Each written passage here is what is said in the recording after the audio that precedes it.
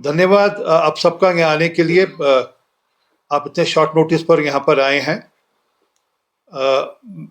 मैं मूलतः आज यहाँ पर what has transpired in the parliament उस विषय को लेकर आया हूँ। अभी बताया गया कि जो नारी वंदन अधिनियम है उसको लेकर चर्चा के लिए आपके समक्ष आज हूँ। मैं अपनी प्रेस वार्ता शुरू करूँ उससे पहले मैं बधाई देता हूँ ताशी गहलोत जी और इनकी टीम को, जिन्होंने यहाँ पर 2023 के जब अभिनंदन ये जो बिल पास हुआ था उसके बाद यहाँ पर बिल पास कर लिया था और हिल काउंसिल में महिलाओं को 33% रिजर्वेशन दे दिया था।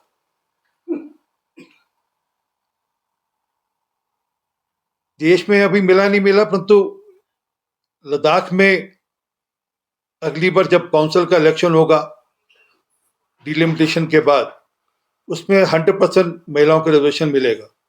वैसे देश में भी मिलेगा। प्रधानमंत्री मोदी जी कटिबद्ध हैं। Prime minister has promised that it will happen, और प्रधानमंत्री जी जिस बात को कहते हैं उसको पूरा करते हैं। परंतु जो घटना चक्र अभी हुआ पार्लियामेंट के अंदर, what has transpired in the parliament last 2 days, अगर मुझे उसको हिंदी में कहना हो तो मैं कहूँगा वो देश की महिलाओं की पीठ पर छुरा घोंपने जैसा, stabbing the women in their back. अच्छा होता कि सारी पार्टियां अच्छी नीयत के साथ, जैसे ये बिल 2023 में पास किया था, अभी भी इसको पास कर देते तो अच्छा रहता। उससे 2029 के अंदर महिलाओं को 33% रिजर्वेशन मिल जाता और पार्लियामेंट के अंदर, असेंबलीज के अंदर महिलाओं की भागीदारी भी हो जाती। आज देश की पंचायत के अंदर, लोकल बॉडीज के अंदर महिलाओं की रिजर्वेशन है, and this is courtesy Narasimha Rao ji. ये पार्टी का इशू नहीं था, इसलिए मैंने 33% रिजर्वेशन जो महिलाओं का पंचायत में है या लोकल बॉडीज में, इसलिए मैंने उसकी तारीफ भी की कि नरसिम्हा राव जी के रहते हुए ये हुआ, पीवी नरसिम्हा राव जी के चलते हुए हुआ ये। आज वहां से चलते चलते आज महिलाएं सशक्त हैं। अब उनको आगे बढ़ने का और मौका मिलना चाहिए था। ये एक अच्छा मौका था, अच्छा चांस था कि महिलाओं को एक आगे बढ़ने का अच्छा मौका मिलता, और उसके चलते हुए ये पार्लियामेंट का सेशन बुलाया गया। प्रधानमंत्री मोदी जी ने सेशन से पहले, बिफोर द सेशन, ही made an appeal to all political parties कि इस बिल को पास करने में अपनी अंतरात्मा की आवाज से भी काम लें। They should go bye their voice of the conscious also. और अपेक्षा ये थी, एक्सपेक्टेड ये था कि लोग पार्टीबाजी से ऊपर उठकर, पार्टी लाइन से ऊपर उठकर इसको बढ़ाएंगे और आगे ले जाएंगे।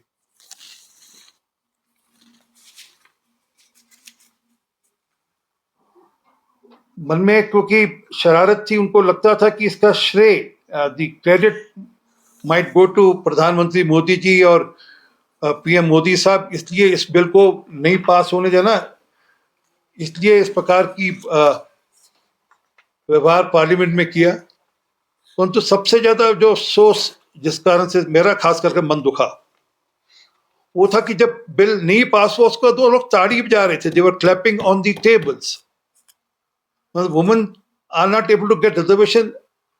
TMC, Congress, DMK, Samajwadi party and other opposition parties, they were clapping on the table. And this is shocking. And I'm sure कि देश की महिलाएं इसको ने देखा उसको, और वो उसका जवाब आने वाले समय में करारा जवाब देंगे इस बात को लेकर। जिस प्रकार से पूरा घटना चक्र हुआ, जिस प्रकार से पार्लियामेंट में सारा कुछ हुआ, उसको लेकर वह करारा जवाब देंगी कि जिन लोगों ने इस बिल को ब्लॉक करने की कोशिश करी उनको एक मकबूल जवाब आने वाले दिनों में दिया जाएगा।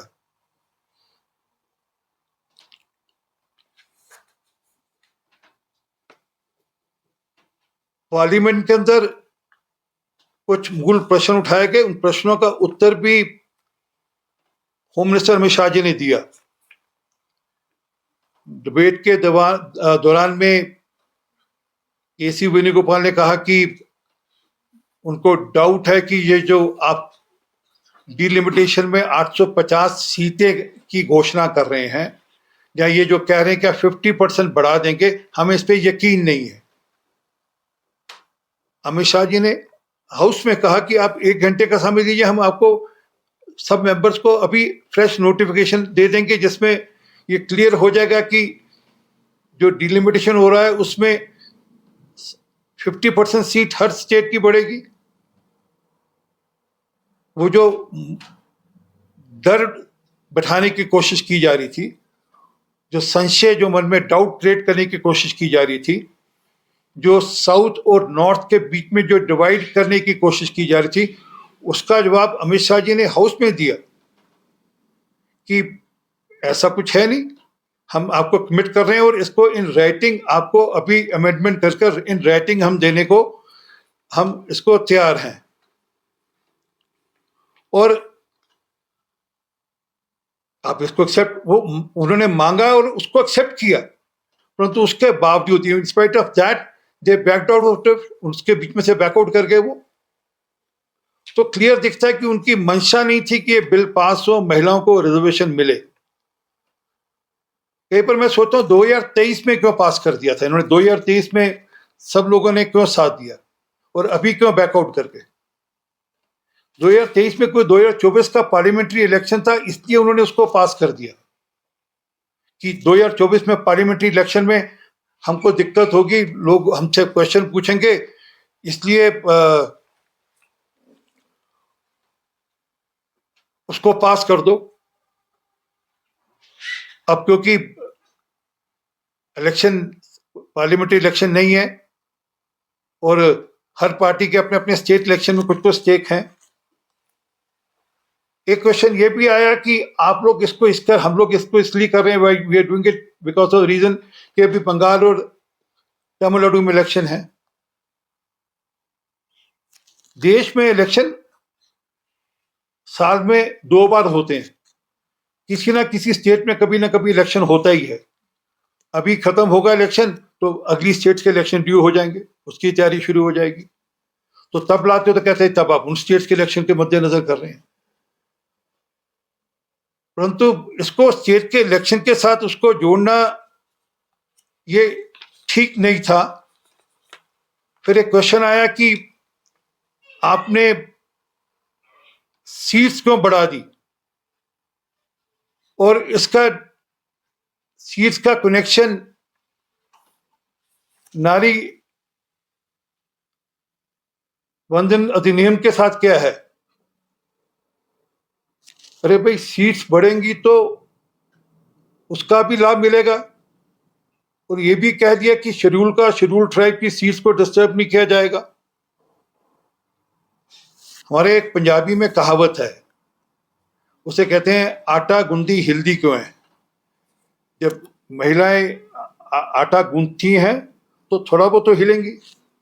तो पीएम साहब ने भी कहा था पार्लियामेंट में कि कुछ ना कुछ मीन में निकालना है, बिल नहीं पास करना है, इसलिए कोई ना कोई एक रीजन देना ही देना है, कोई एक ना एक कारण बनाना ही बनाना है। तो वो चाहे सीट्स को लेकर हो, वो चाहे डिलिमिटेशन को लेकर हो। अब डिलिमिटेशन की भी जहां तक बात है, वो जो पहला बिल जो पास हुआ था 2023 में, उसमें सेक्शन 334A, उस सेक्शन का जो आर्टिकल का सेक्शन आर्टिकल 334A है, वो बड़ा क्लियर कहता है, notwithstanding anything in foregoing provision of part 8 of provision of the constitution, relating to reservation of seats for women in House of the People of Legislative Assembly or the State Legislative Assembly or National Capital Territory of Delhi shall come into effect after the exercise of delimitation is undertaken. अब इसके लिए कह दिया कि अभी delimitation जरूरी है और उसके लिए डिलिमिटेशन कमीशन भी बना दिया गया। तो बोले नहीं आप डिलिमिटेशन कमीशन के अंदर आप गड़बड़ कर देंगे। तो हमने कहा डिलिमिटेशन कमीशन वैसे ही बनेगा जैसे पहले बनते आया था और उसको जैसे आप कहोगे वैसे होगा। और वैसे भी डिलिमिटेशन कमीशन के पास जो पास होता है वो पार्लियामेंट में जाता है, पार्लियामेंट के बाद वह प्रेसिडेंट के पास भी जाता है। ये नहीं कि डिलिमिटेशन कमीशन अपनी मर्जी से कुछ कर सकता है। परंतु मैंने कहा ना कि कोई ना कोई तो कारण निकालना है, कोई ना कोई बहाना ढूंढना है। समाजवादी पार्टी ने कहा कि आप मुसलमानों का कोटा क्यों नहीं रख देते? भाई देश का संविधान कहता है कि मुसलमानों का रिलीजियस बेस्ड कोटा नहीं हो सकता, ये देश का संविधान कहता है। परंतु नहीं, देश का संविधान के अनुसार से नहीं, आप हमारी मर्जी से करिए। और फिर ये हुआ कि आपने 2024 में इसको लागू क्यों नहीं कर दिया? कोई डिलिमिटेशन का प्रोसेस के अंदर समय लगता है। अब क्योंकि टेक्नोलॉजी है इसलिए थोड़ा स्पीड अप हो सकता है। अभी शुरू होगा तो वो 2 साल में, 3 साल में, 2 साल, 2.5 साल में पूरा हो जाएगा।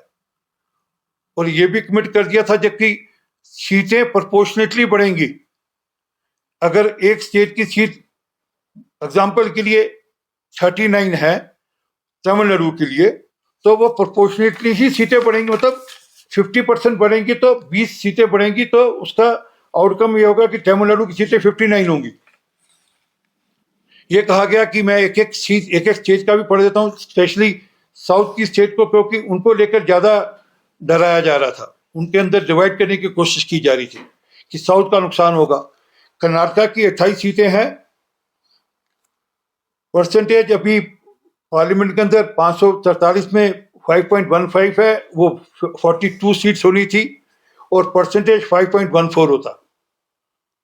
आंध्रा के अंदर 25 सीट हैं, परसेंटेज 4.60 है, 38 सीट्स होती बढ़कर परसेंटेज 4.65 होता पिछली बार से 0.5 बढ़ता।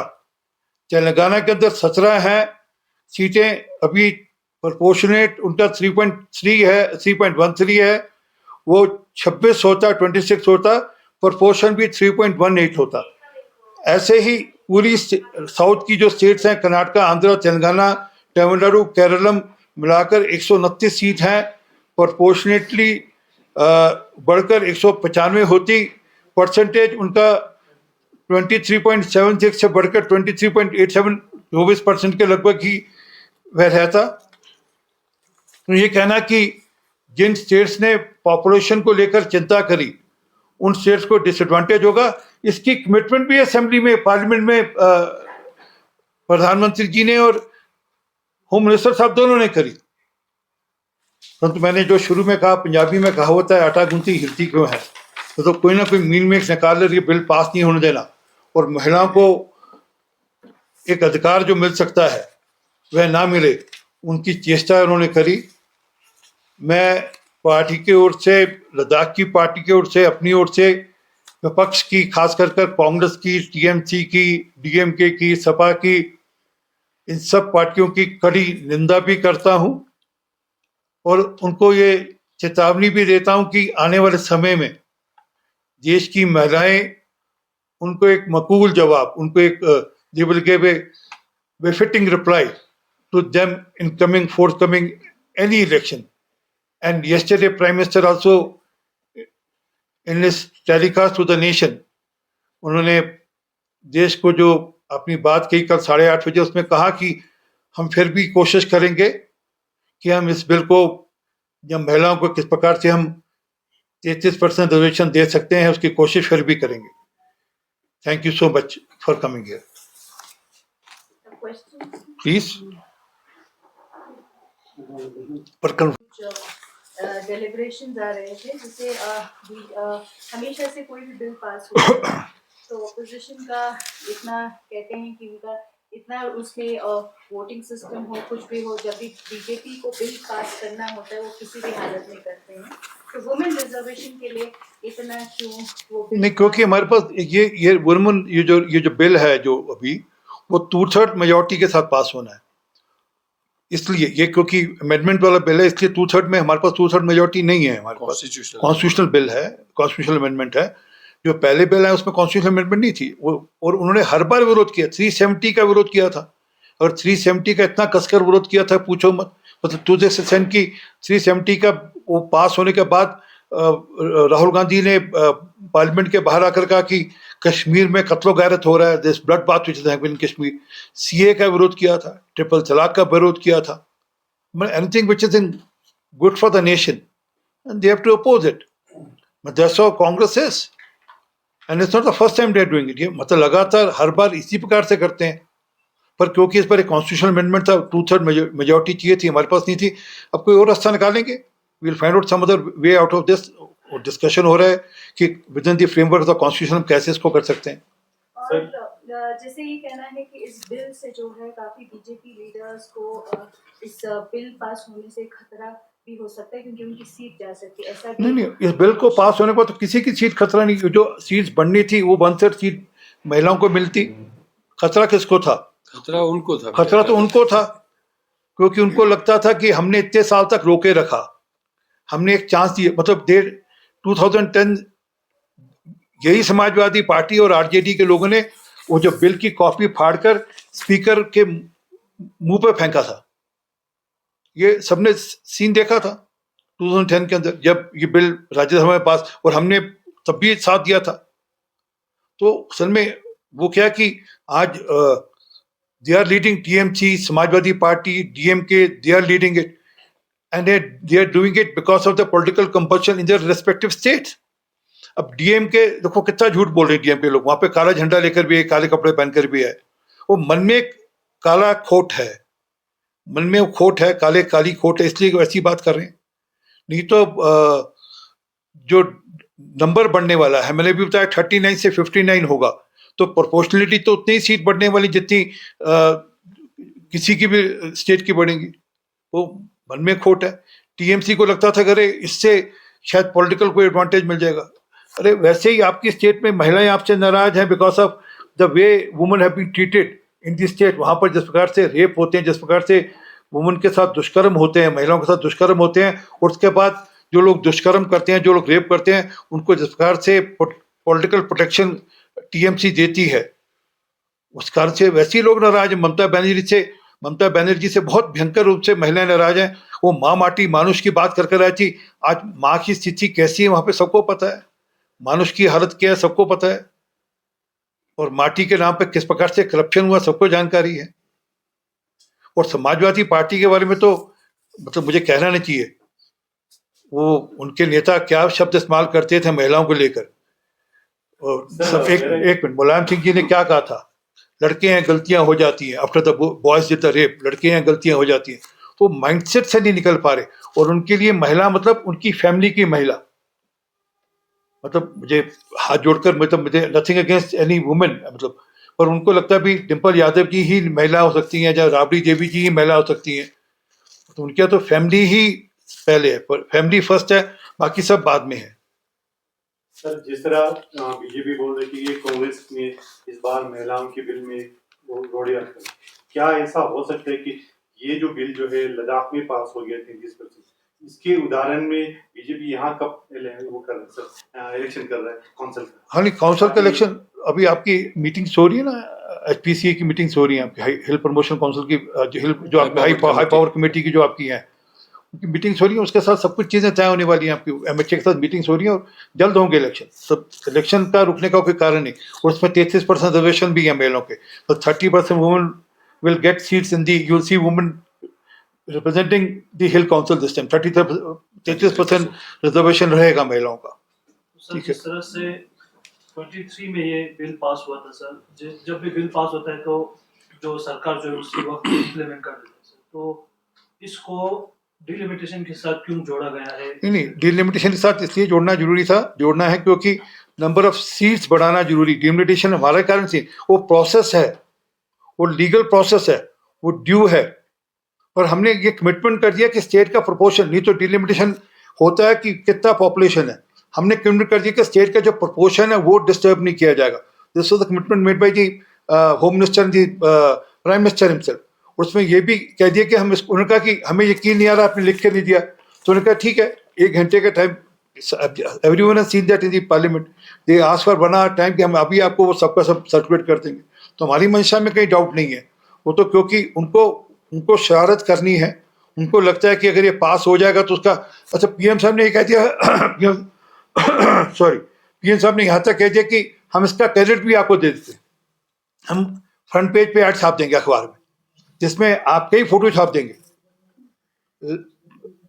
अल्टीमेटली तो होना ही होना है। अच्छा अभी नहीं होगा, हम चाहते थे 2029 में, और अभी भी 2029 में कोशिश करेंगे। पीएम साहब कमिटेड कि 2029 में इसको लेकर आएंगे, तो अपनी कमिटमेंट पूरी करने की कोशिश करेंगे। Thank you sir. काउंसिल में जिस तरह से लद्दाख के हिल काउंसिल के एग्जाम्पल लेके गए हैं जहाँ पे पर्सन वुमेन रिजर्वेशन पर अमेंडमेंट किया है, तो वही आपसे जानना चाहेंगे कि जिस तरह से महिला हम यहाँ पे भी कहेंगे कि वो कुछ खुश नहीं है, पॉलिटिकल रिप्रेजेंटेशन की बात आती है वो बहुत लिमिटेड रहती है, तो इस बिल का आना नहीं आना पर वुमेन को इतना मतलब why do they have to give, वो अपने आप को क्यों प्रूव करना पड़ता है बार बार that we are capable of, ना प्रूव करने की जरूरत ही नहीं पड़ेगी अब तो ये रिजर्वेशन तक ही वो सीमित रहे कि वुमेन को आप जैसे कह रहे हैं आने वाले इलेक्शंस में अलग करेंगे, बिल पास करेंगे, तो उससे पहले जो है महिलाओं को उससे पहले कोई सीट नहीं मिल सकती। नहीं, हमारे यहाँ तो महिलाओं को सीटें दी जाती हैं, परंतु इस बार क्योंकि ये मैंडेटरी हो जाए, और हिल काउंसिल ने तो पास किया ही है, और ये मैंडेटरी हो जाएगा तो मौका मिलेगा, और उसी से आने वाले दिनों में आगे बढ़ेंगी, और जगह मौका मिलेगा, और डिसीजन मेकिंग प्रोसेस के अंदर उनका रोल हो, वो तय कर सकें कि क्या डिसीजन लेना है, वो हिल काउंसिल हो, असेंबली हो, वो पार्लियामेंट हो, वो अपने डिसीजन लेने में अपना रोल प्ले कर सकें, और 1/3 होंगे तो प्रेशर भी बनेगा उनका भी। थैंक तो यू। सर जिस तरह से यहाँ पे पंचायत में भी वुमेन्स को काफी रिजर्वेशन दिया गया है पहले, तो अभी तक पंचायत का इलेक्शन भी नहीं हुआ है, तो ग्रास रूट डेमोक्रेसी बिल्कुल होना चाहिए, और सरकार इसको किस तरह से देखते हैं और क्या इस पर काम कर रहे हैं? आप बोल दें। जी, इसमें मैं यही कहना चाहूँगा, आप शायद आप उसको पहले भी काफ़ी बार इन चीज़ों के बारे में बताया था कि अभी जो है जब से जो है अभी लद्दाख के विषयों के ऊपर थोड़ा चर्चा हो रहा है, और हमने कहा है कि पंचायत इलेक्शन ख़त्म होने के बाद भी जो है कोई भी अगर पंचायत इलेक्शन आप नया करते हैं तो सबसे पहले हमने कहा था कि इन सारे सीटों के जो है डिलिमिटेशन होना चाहिए, क्योंकि पंचायत कॉन्स्टिट्यूंसीज भी आपको बहुत सारे जगहों पे आपको पता ही होगा कि एक जो है अपने नियरेस्ट पंचायत हल्का जो हेडक्वार्टर है वहाँ से जो नियरेस्ट उनका जो विलेज पड़ता है वो 40-40 किलोमीटर 60-60 किलोमीटर के डिस्टेंस पे भी है। आपका नुब्रा में कुछ जगह जहाँ पे 80 किलोमीटर जो है अपने पंचायत हेडक्वार्टर से जो है वो अपना एक गांव जो है उस पंचायत हेडक्वार्टर के डिस्टेंस पे। तो हमने कहा था कि इलेक्शन करने से पहले आप इन सारे सीटों के डिलिमिटेशन किया है, जिसका प्रोसेस अभी चल रहा है।